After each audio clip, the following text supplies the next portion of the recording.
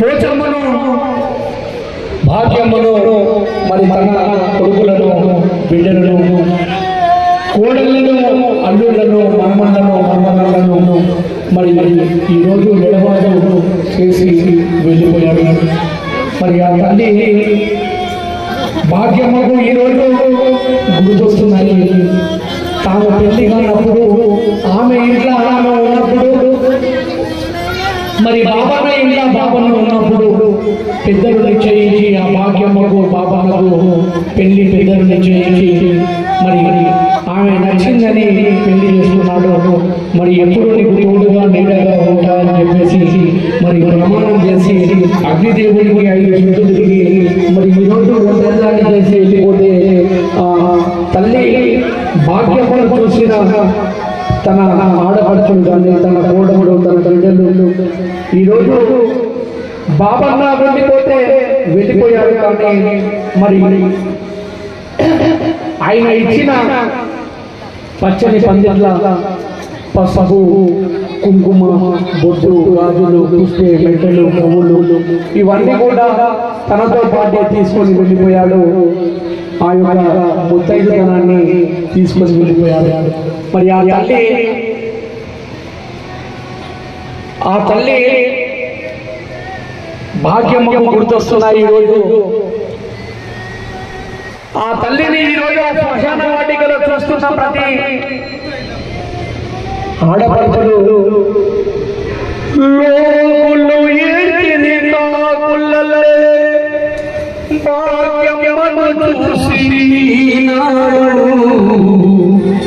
మరి ఎందుకు ఏడుస్తున్నారు? బాబా మీ భార్య బాబమ్మను చూసి అంటే ఆమె 5వ తనాన్ని నీవు తీసుకొని వెళ్ళావు. నీవు వేసిన వడులలో మరచి తనను ఆగము చేశావు. లోలు ఏది నాకులై భాగ్యమ్మను చూసినాడు. ఆమె 5వ తనాన్ని నీవు తీసుకొని వెళ్ళావు. తనను ఆగము చేశావు.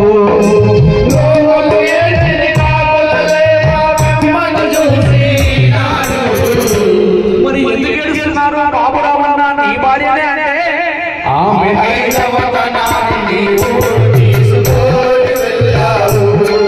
నీవు చేసిన వడులను మరచి తనను ఆగము చేశావు.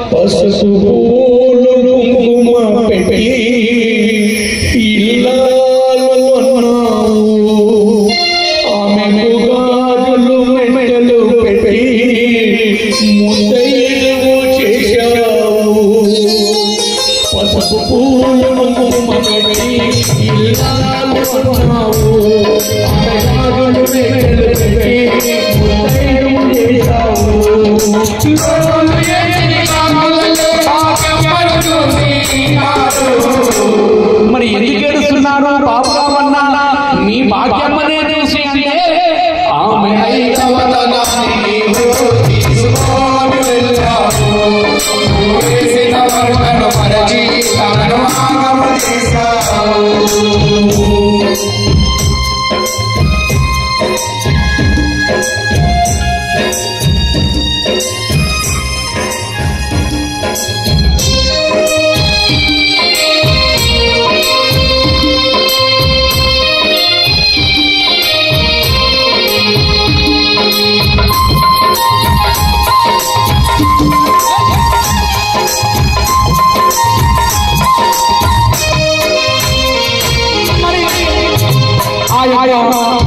చిట్టారన్న కానీ జనార్దన కానీ కుల పెద్దలు అన్న బాబురావు అన్న పెళ్లి చూసిన వాళ్ళు ఆ పెళ్లి రోజు గుర్తొస్తుంది ఈ రోజు. మరి ఆ తల్లి భాగ్యమ్మ కూడా ఆ పచ్చని పందిట్ల పెళ్లి చేసిన రోజులు గుర్తొస్తున్నాయి.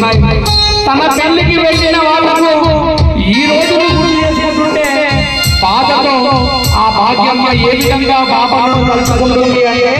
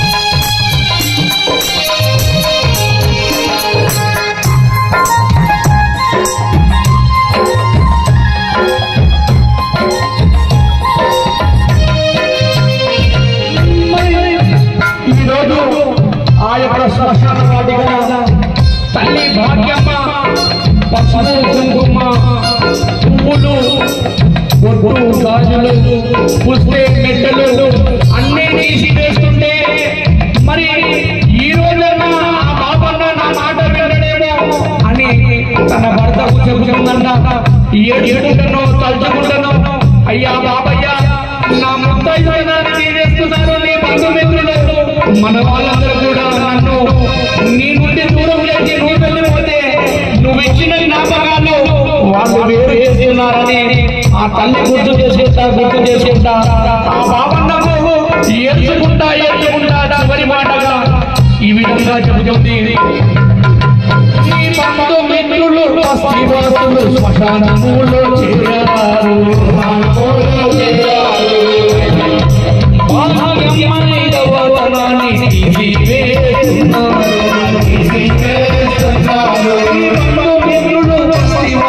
శ్మశానములో చేరారు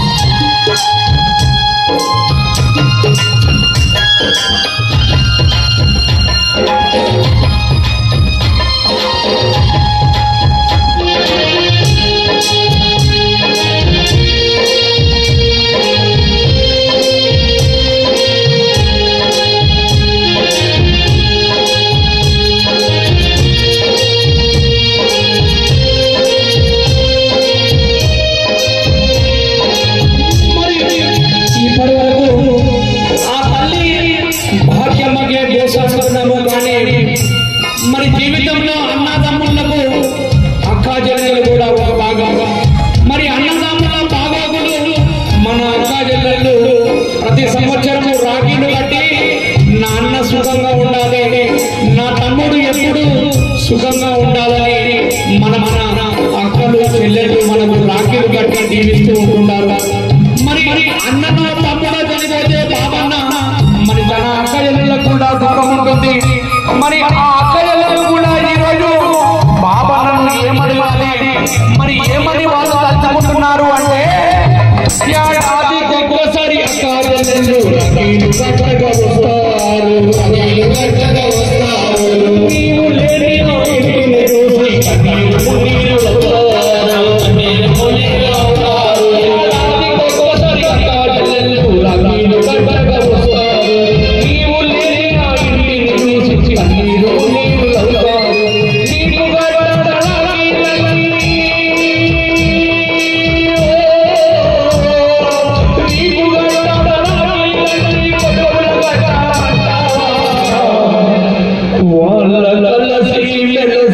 ఉండమని ఒక మాట చెప్పయ్యా, నీ వాళ్ళ కలలో వచ్చి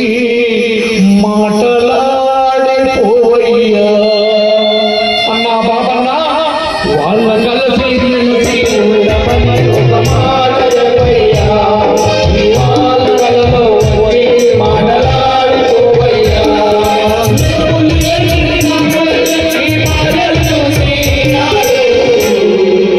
ఆమె ఐదవ వనాన్ని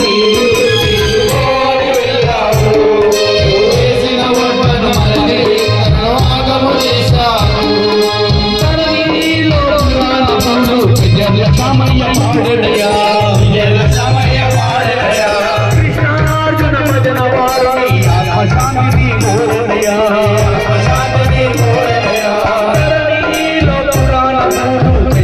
సమయ రాసదయా, కృష్ణార్జున భజన వారుని ఆకాశాన్ని కోరడయా.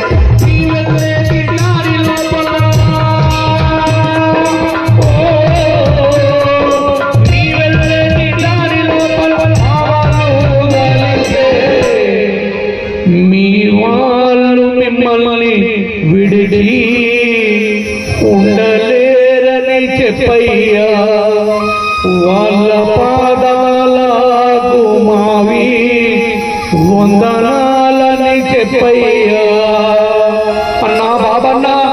మీ వాళ్ళు మిమ్మల్ని విడిచి ఉండలేరని చెప్పయ్యా, వాళ్ళ పాదాలకు మావి వందనాలని చెప్పయ్యా.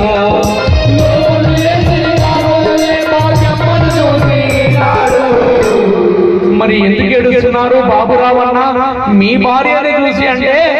ఆమె ఐదవ తనాన్ని నీవు తీసుకొని వెళ్ళావు, నువ్వు వేసిన వంటను మరచి తన భాగము చేశావు, నువ్వు వేసిన వంటను మరచి తన